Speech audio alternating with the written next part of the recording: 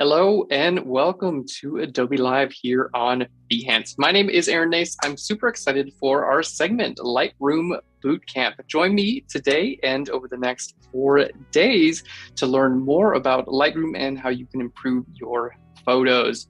If you guys are joining us on any other platforms like YouTube, be sure to head over to Behance where you can interact with our chat. And speaking of the chat, it's so awesome to see you. Marsha, Cody Bear, so good to see you. Simon Aquarius, CJ, what's up? This is going to be such a fun segment. I'm so excited for today because we're jumping into our Lightroom masking tools. We got a lot to cover. I'm super excited. Let's go ahead and jump in. So here we are in Lightroom. Now, if you are following along here on Behance, all you have to do is follow the links right down below. We have a lot of great images that we're working with. These are all completely free. These are Adobe Stock images, so you can download them following right down below, and you can follow along with these classes. So I'm just going to kind of scroll through these images. I wanted to gather like a great reference and images in series. We're going to be working a lot with series of photos. So you can see we have all of these different photos that we're going to be working with. So if you have any questions or any specific things you'd like to learn, we have so many examples and we can work with these images throughout the broadcast. Now we're going to go scroll all the way up to the very top. We're going to start off with this image. So I'm going to simply double click right here on this image. And today's class is all about using the masking tools within Lightroom. Now, masking basically allows you to edit one part of an image. So before we get into masking, let's just talk about like general editing. And this is going to happen like on an image wide level. It's going to happen to everything. So I'm over here. You can hit E for your edit tools, or you can simply click right up here on the top right to your edit sliders. And if you just hover over, you can see all of your keyboard shortcuts come up right there for you. So the crop, the heal, the masking, where we're going to be going later. So I'm here in my regular editing tools, and you can see our tools like the light and color. And as I adjust things like my exposure, you can see, yeah, it brings my whole image a little bit brighter. And if I go to the left, my whole image is going to be a little bit darker. You can do the same thing with contrast and your highlights and your shadows and things like that. And these changes like really help with general editing in Lightroom. But what happens if you want to target just a specific area? That's when masking comes in handy. It allows you a lot more creative control when editing your photos. And in my opinion, these new masking features within Lightroom kind of like really make the program a lot more powerful. So how do we get to our masking tools? Well, there's a couple ways you can do that. Right over here on the right-hand side, we have our toolbar. If you hover over, looks like a circle with some dots in it, you'll see it pops up with masking and it says M. So I can click on that, or my keyboard shortcut is M for my masking tool. So let's go ahead and click there. Now, with our masking tools, we actually have quite a few masking tools at our disposal. We have these new tools that were introduced recently, Select Subject and Select Sky. We're going to be jumping into those in just a minute, but those actually use artificial intelligence to identify different areas of your photo. So cool. Next, you can use your brush tool to define the area that you're going to be working with. You can also use a linear gradient, radial gradient, and a color range or a luminance range. So all of these tools give you a ton of control when working with your photos. And the coolest thing of all that you're going to learn is that you can actually use them all in conjunction with one another. So if you want to select just your subject and then use a gradient mask on top of that, you can do all that. So let's go ahead and start working with our first image. Now we're going to start with these like relatively simple masking tools like the brush, linear gradient, radial gradient. We're going to work with these to start with, and then we're going to get a little bit more complex and start to add on to our tools. So I'm going to start over here with our linear gradient. You can hit L or simply click on your linear gradient. And as you can see on the very top here, we have our new mask controls. So right up here, I can see my mask that I've created. And underneath that, I can see that it's being controlled by a new linear gradient. So what I need to do now is simply hover over my image. I'm going to click and drag from the left to the right, and we can see this overlay appear. So this red overlay, this actually shows us the area that we're going to wind up editing. Now, with this overlay, we can turn this off and on. So if I turn this off, as I move away from my image, you can see it just magically disappears. And if I turn it back on, it's going to stay while I work on my image. So this little toggle will let me turn that off and on. Now, also, if I'd like to, I can click on this and actually change the color of the mask. This can be super helpful. Let's say you're working with a blue image and you have a blue mask. You can change the color so you can actually see your mask just a little bit better. And you have some different options for your masking as well. You can choose your like image on white, image on black, black on white. All of these different mask options are available to basically help you to see what you're doing. All right, let's go ahead and just keep that on color overlay. This is the default settings, and we're going to move over here to the right hand side. So on the left, we can see these. This is the area that we're going to affect, this red area. So let's go ahead and just turn our show overlay off. And what I want to do is just make my image a little bit brighter on the left hand side. So let's go ahead and bring that a little bit brighter. I want to balance out the light from the left and the right of my image. Now, I think that's looking good, but it kind of is only affecting the left side of the image. I want it to bring more. So you can actually grab any of these items here. There we go. Any of these toggles and kind of stretch your gradients out. There we go. And add a little bit more control to where you're actually editing. So this is our first mask, and we're keeping things relatively simple to start with. Now, we've created our mask. I can actually click right here on the little eyeball next to the mask. You can just click and hold there, and it's going to temporarily hide or show that mask. And right up at the very top of this toolbar, you can hide or show the entire mask group. Now, at this point, what I want to do is create another mask. So we're just going to click on this create new mask. And the next thing I want to do is kind of bring down the brightness of the windows. So I want to select that as like a luminance range, right? It's like a light level. I'm going to select the bright areas and then make them a little bit less bright. So I can go right down here where it says luminance range. There we go. Click there, and now I have a new mask. Now with this luminance range mask, there's a few ways you can interact with it. You actually have this slider here on the right-hand side that you can use to select your luminance, or in my opinion, I find it much easier. You can actually just click and drag an area. There we go. And that's going to be the light levels that you wind up affecting. Now here you can also see the overlay. Turning this mask overlay off and on will allow us to see, there we go. It allows us to see what we're actually working with. And I think this actually looks pretty good to start with. So let's go over here. I'm going to just bring our exposure down just a little bit, and I'm going to bring the highlights down a little bit as well. Keep in mind that this is only affecting those bright areas. So I'm going to just use this little visibility toggle here, this eyeball. We're just going to press and hold that so you can see the before and after with that as well. So I'm able to just control those brights and simply bring them a little bit darker. It's going to help my exposure look a little bit better. Now, the next thing I want to do, we're going to create one more mask. Let's go ahead and click on create new mask. I'm just going to use a radial gradient. There we go. And we're going to click and drag right over here where my subject is. You can move this gradient at any time, as well as change your feathering right up here at the top. Let's go ahead and feather it a little bit more. And I'm going to bring my exposure just a little bit brighter to kind of focus here in on my subject. All right. Now, at this point, I think this image is looking really good. Let's go ahead right here where we see our masks slider, or our mask dialog rather. On the right-hand side, again, we have a toggle to make this visible or invisible. So we can see this before and after. So here's our before and the after. You can see it's incredibly useful for working on certain areas of your images and gives you a lot of control. Now, as I'm doing this, I'm looking at it and I'm like, okay, I like those changes, but I think I went a little bit too bright on the left part of my image. The nice thing is you can change this at any time. So I'm going to go click right here. This is the mask for, just turn this off and on. This is my window mask. Okay. And here on the left-hand side, this is our mask that we used for actually brightening up the left-hand side of the image. So what we're going to do is simply just take this exposure and bring it down a little bit, and there we go. So the nice thing about these masks is that you can control this at any time. You can change it at any time. It's completely non-destructive. All right, and I think that actually looks great. So I'm going to just click on my mask dialog one more time, and then hit G to get back to our grid view, and there you can see my changes are visible in the grid view.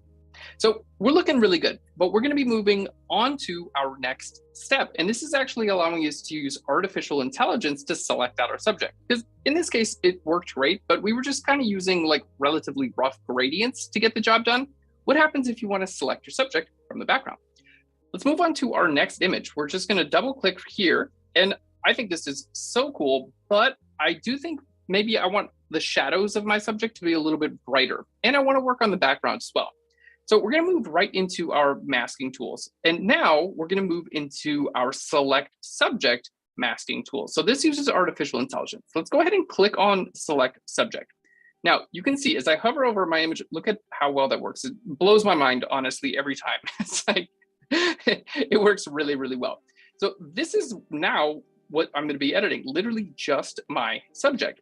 So my subject is highlighted. Here I can go ahead and say, okay, shadows, I want to bring up the shadows a little bit more. Maybe I want to bring up the exposure a little bit more on my subject in general, but that made the highlights a little too bright. So I'm just going to take my highlights and bring those back down again.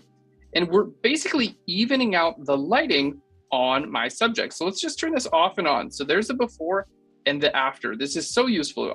You could use this on really just about any photo that you're working with. So there's our before and after. Now, let's say I want to take this one step further. I want to just work on the colors. I want to work on that robe he's wearing, and I want to make it a little bit more vibrant. So what I'm going to do is I'm going to create another mask. Let's go ahead and create new mask. And we're going to go to select subject again. Okay, now we're adding to our knowledge because we've selected our subject and that looks great, but I don't want to affect the top part of my subject, his hat, his head. I don't want to affect that or his hands, just the robe. So what we're going to do is right over here, we have our mask. You can see it's selected the subject, and then I have the ability to add to my mask or subtract from my mask. So let's go ahead and click on subtract, and then I have a new dialog that gives me all of the same options. So in this case, I'm just going to choose the brush. Okay, so I have the brush tool now, and I can subtract from my selection. You can change your size and your feathering and your flow right over here on the right-hand side using this dialog box. In this case, I'm just going to kind of click and drag. There we go. Let's bring our flow up a little bit. And that's just going to mean it's going to paint a little bit faster. There we go. And you can also use keyboard shortcuts like the open and close brackets. There we go, to change your brush size. Shift open and close brackets is going to allow you to change your brush hardness or your feathering. There we go. So you can see I'm basically able to paint out the areas that I don't want to affect. Now, let's go ahead and move on to the right-hand side. I'm going to move on to this mask, and we can start to adjust things like our saturation. So if I bring my saturation up, check that out. How cool is that? I can just now affect the saturation of my subject's clothing. So we started off with a mask of just my subject, and then further hone that in to remove his head and his hands, and I can adjust that saturation. I can even start to adjust this hue. Maybe in person, if it was a little bit more purple, I remember it being purple in this photo, it looks a little bit more blue. I can just push that a little bit more to the right, and there we have it's a little bit more purple, and it kind of matches the overall like purple / green, nice complementary colors. I think we're looking pretty good. All right, now I want to do one more mask here, and this time what I want to do is actually affect the background. So what we're going to do is I'm going to hit create new mask, and you're going to look at these options and say, well, there's no there's no mask that says select background. So how do you do that? What if you want to just affect your background and not touch your subjects? It's actually really cool. What you want to do is actually click on select subject and then invert that mask. So let's go to select subject here. There we go.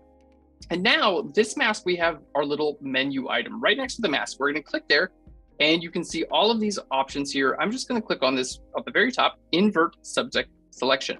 So now if I hover over this, this is like my favorite thing.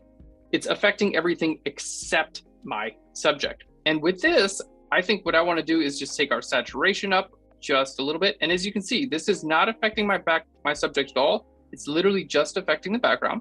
Let's take our saturation up a little bit, and I'm going to kind of play with my tint a little bit. I want it to be a little bit warmer and a little bit more green. So I can turn that off and on, and you can see it affects my subject, or sorry, it affects my background and not my subject at all. There we go. I think I brought the saturation up a little bit too high. But all in all, this is looking great. Let's go ahead and just click on this little preview icon, the eye. So here's our before and our after. How cool is that? These tools are so incredibly powerful, and they're really, really fun to use.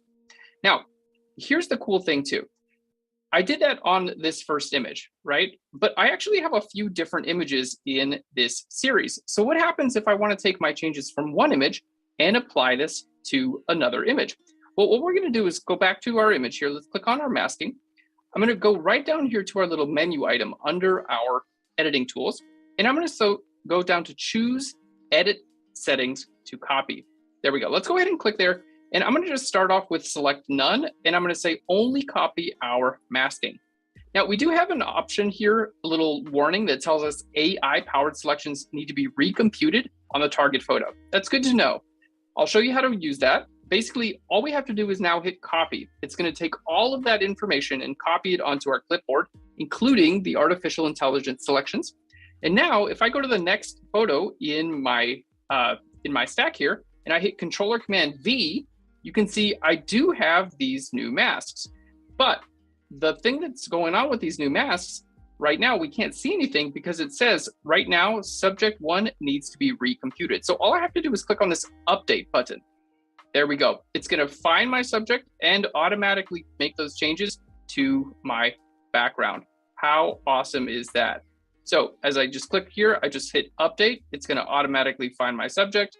There we go. Update on that one. And it makes all of those changes automatically. So now both of these photos look a lot more similar. So you can see my masks are all intact. There we go. And for this one, I can even go back to my brush tool, pop that down, go back to my brush tool, and I can simply hold Alt or Option and add this back in. So this is going to save a ton of time when you're working with different photos in a series. All you have to do is simply copy the masks from one to another, and the artificial intelligence will be recomputed. All you have to do is hit that update button. This is so cool. So we're going pretty quick today. We don't have a ton of time, but I want to kind of show you a few different examples of how we use this sort of thing in practice. So here's an image I really like, and the subjects look great, but the sky is a little bit too bright. It's kind of blown out, and I want a little bit more information in. So let's go back to our masking tools, and like historically, let's go ahead and I'm just going to reset all of my edits here, Control Command R to do that. Historically, you might say, okay, you want a linear gradient and pull that from the top down, and then maybe we're just going to bring our exposure down. Okay, well, I know this doesn't look that great. Now, the problem here is that it's visible over top of the subject's faces, right? So like we don't want that. If I just turn this off and on, yeah, that's a problem. I only want the background to be affected. So how do we do that? Well, we're going to start off by selecting our subjects, and then we can actually select out the background from that using addition or subtraction with our masks. This is so cool. So let's go ahead. We're just going to remove this mask to start with. We can just click on our little menu item right next to the mask itself. Okay. And I can just go down to delete mask 1. There we go.